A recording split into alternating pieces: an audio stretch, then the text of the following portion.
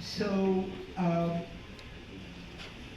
the idea, I mean, I think in one of the slides, the mention was made of the fact that this is part of the suite of products that Niti has to support competitive federalism. I'm not sure that I would put it quite that way. I think what this really is an objective uh, resource for citizens of each state to know, to hold their own governments accountable. So it's not really to encourage competition. States are A, sovereign, B, they have very different revenue bases, etc. But since the fiscal situation is a very important determinant of development outcomes across states and what Niti is concerned with, I concur with Sri Vidya Subramanian's view that an annual update, we only update this annually, would be helpful. Now, let me just make a couple of points then on a couple of broader points. First, that we are seeing at the national level, as we speak, shocks that come from a number of sources. We're talking international shocks, but there are domestic shocks as well, particularly climate-related shocks, adaptation shocks. And so one important developmental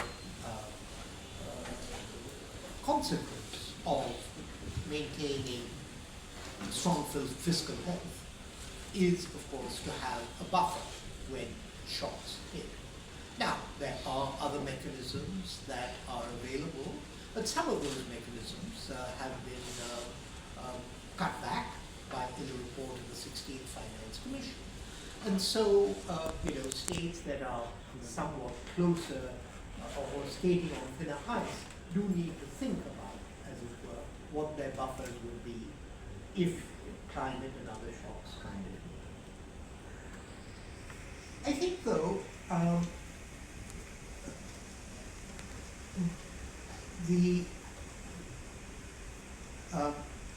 a question that I put to the head of the Fiscal Affairs Department at the IMF, and as you know, the IMF really is in many ways the Tata fiscal accounting.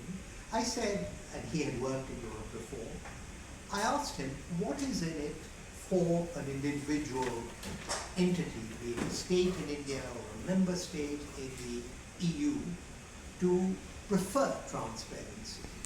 And he had been involved in the run-up to the so-called Maastricht Treaty in 1993, which established the framework for the establishment of the euro. And he said, so when I can tell you that the main gain from fiscal transparency is that you become a more attractive object for investment. Bringing out this fiscal health index, because we at Niti would like to track the fiscal health of the states, considering that they account for 2/3 of public expenditure and 1/3 of revenue. It is important that their fiscal health is sound, so that the macroeconomic stability of India's economic health is also sound. And as VC just mentioned, the global changes which are taking place make it more important that every state is fiscally sound. This exercise has taken a lot of work from Professor Sahu and his team, and this year they have also added the analysis of 10 northeastern states based on their special political, geographic, social and economic circumstances. And I'm not going to the detail. Prabhakar has presented in detail the results, and we see a wide variation of fiscal outcomes across states. Some have improved their ranks, some are still struggling with their debt burdens and so on. I hope this document provides them the visibility and important insights into their own fiscal strengths, their vulnerabilities, how they perform vis-a-vis other states, and overall leads to strengthening of their fiscal administration.